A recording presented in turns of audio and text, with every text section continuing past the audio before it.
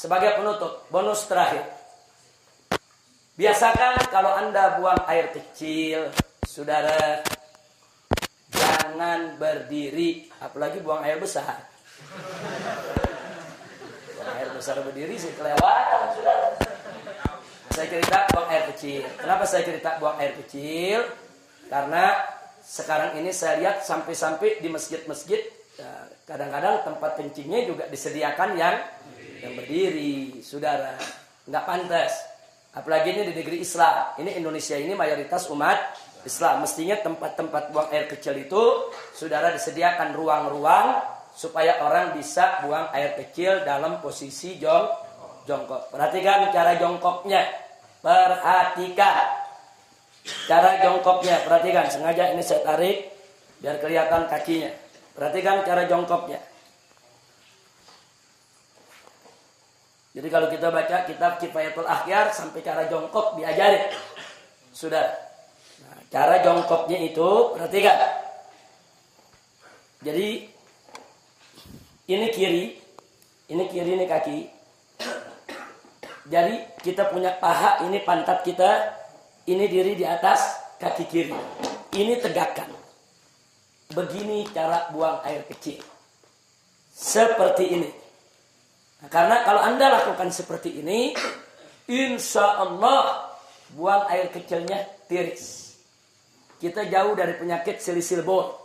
Nah, penyakit yang kencing gak habis-habis. Sebab kalau Anda tidak tiris, ya perasaan kalau kita jongkok aja biasa, kencing, selesai. Saudara, nah begitu selesai, kita ambil wudhu dan lain sebagainya. Tanpa terasa, kadang-kadang air kencing masih keluar. Ngetesnya gampang. Cara ngetesnya, Anda kencing jongkok biasa. Nah, setelah jongkok biasa selesai, Anda cebok, istinja, Anda keringkan, Anda taruh kapas. Tes saja atau taruh tisu. Nah, taruh tisu, Anda pakai celana dalam, taruh tisu, tutup aja sama tisu. Habis itu Anda wudhu, apa segala macam, Anda mau sholat. Buka lagi, lihat tisunya. Ada tetesan air keluar lagi. Itu kalau kita mau ngetes, bener gak ini keluar lagi? Jadi kalau orang yang buang air kecilnya tidak tiris, akan keluar lagi. Nah, maka itu supaya tidak keluar lagi, perhatikan, ini seperti ini akan tiris. Seperti ini. Nah, setelah seperti ini buang air kecil, kita bungkukan sedikit. Nah, kita bungkukan sedikit. Nah, boleh sekali-sekali kalau masih berasa ada, kita tukar posisi. Nah, sekarang kita di kanan, kiri yang tegak. Tapi ini bukan posisi utama, bukan. Posisi utama yang tadi. Posisi utama yang tadi. Ini cuma untuk menggoyang kita punya kantung kencing. Supaya kantung kencing kita ini kegoyang. Digoyang begini. Balik lagi. Nah, tapi ini yang utama. Ini kalau begini kita kencing, insya Allah tiris.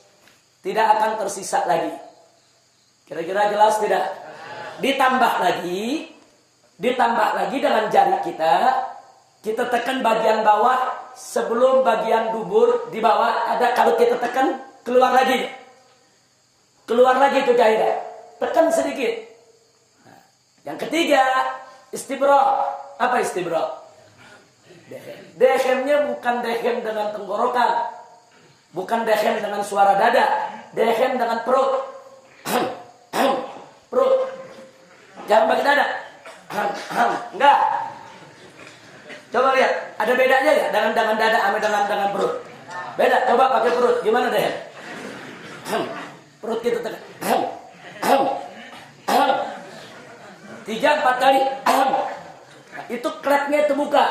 Kita dehem, klepnya terbuka, dia akan tiris air kencingnya. Kira-kira jelas? Habis itu baru kita istinja.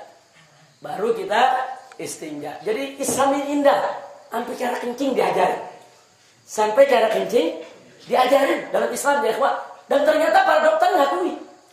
Para dokter itu mengakui ternyata betul memang posisi itu membuat bukan hanya kantung kencing, membuat ginjal kita di posisi yang benar untuk membuang daripada air seninya.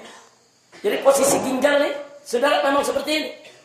Dia jadi seimbang posisinya kalau begini. Ginjal kanan, ginjal kiri. Saudara, memang posisinya begini. Jadi untuk ginjalnya sehat, kantung kencingnya sehat, dan insya Allah tidak menetes lagi. Kira-kira jelas? Nah, ini oleh-oleh pelajaran terakhir.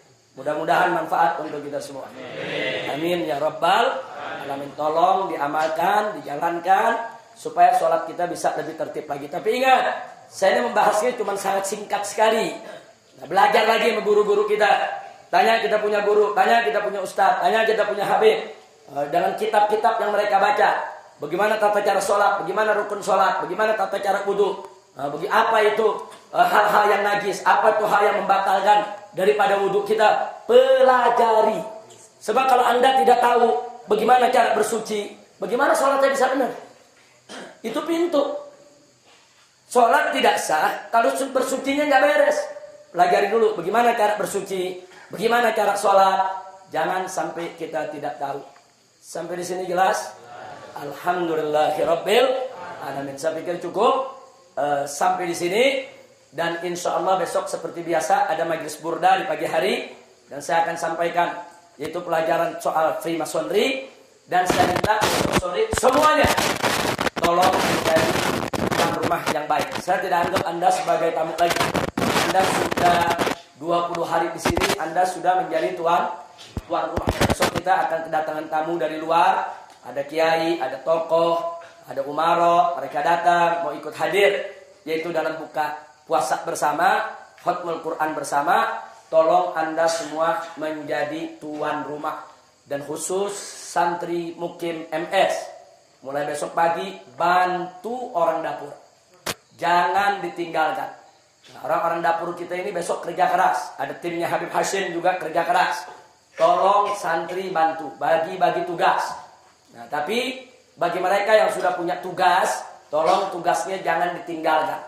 Jangan. Saya nggak mau lihat lagi ada tugas-tugas yang ditinggalkan. Khususnya bagian untuk merawat peternakan. Ini selama Ramadan ada beberapa ternak kita yang mati karena kelaparan. Saya datang, saya keliling, saya lihat. Ada kambing-kambing yang memang tidak dilepas dari kandangnya, lupa dikasih makan, kelaparan, mati. Kita berdosa. Jadi saya ingatkan, tugas jalankan dengan baik. Nah, terus Umar tolong koordinasikan. Kawan-kawannya besok harus ada yang bantu orang dapur. Siapa yang urus nampannya, siapa yang urus kormaknya, siapa yang urus airnya nanti untuk buka puasa bersamanya, dan seterusnya. Nah, insya Allah besok santri MS ada Ustadz Asep untuk dibagi-bagi tugas dengan baik. Tapi saya minta ini semua yang ada di sini untuk menjadi tuan rumah. Siap jadi tuan rumah? Ya. Siap untuk sambut tamu? Ya. Shallu ala nabi. Jadi besok acara penutupan kita. Nah, adapun pelepasan santri hari Sabtu pagi. Sabtu pagi semua akan dilepas. Kita akan foto bareng. Anda foto rame-rame dengan semua guru di lokasi di luar sana. Terus nanti mau foto sendiri-sendiri juga boleh. Ada mau foto sama Habib Hasim, ada mau foto sama Habib Kamil, ada mau foto sama Habib Hanif, ada mau foto sama Habib Abdullah. Jadi kita session foto untuk kenang-kenangan. Semua kita lakukan di hari Sabtu pagi. Selesai itu silakan. Yang mau pulang-pulang, yang mau terus nginep di sini juga boleh. Yang belum punya tiket kembali atau dia nggak bisa kembali kecuali setelah Lebaran, silakan untuk tinggal di MS dulu. Sampai di sini jelas tidak? Nah, santri mukim, tolong ingat, dan para relawan, tolong santri mukimnya bisa dibantu. Nah, jadi ini yang ingin saya sampaikan. Mudah-mudahan manfaat untuk kita semua. Nah, akhirnya saya atas nama seluruh daripada tim guru yang ada di sini, kalau selama kita mengikuti pesantren Ramadan, ada kata ucap ataupun ada perilaku yang tidak berkenan, yang tidak bagus, yang menyakitkan, yang menyinggung, saudara, tolong dibukakan pintu maaf yang sebesar-besarnya. Jadi kami minta maaf atas segala kekurangan-kekurangan, kesalahan dan kehilafan yang kami lakukan, dan semoga Allah Subhanahu wa taala memaafkan kita semua, dan semoga Anda pulang ke wilayah kampung Anda masing-masing, ke tempat Anda masing-masing. Anda bisa menjadi benteng umat untuk menjaga akidah umat dan untuk menegakkan kalimat Allah Subhanahu wa taala. Amin ya rabbal alamin. Nah, itu saja yang bisa saya sampaikan. Tidak. Ya tarafna, silakan.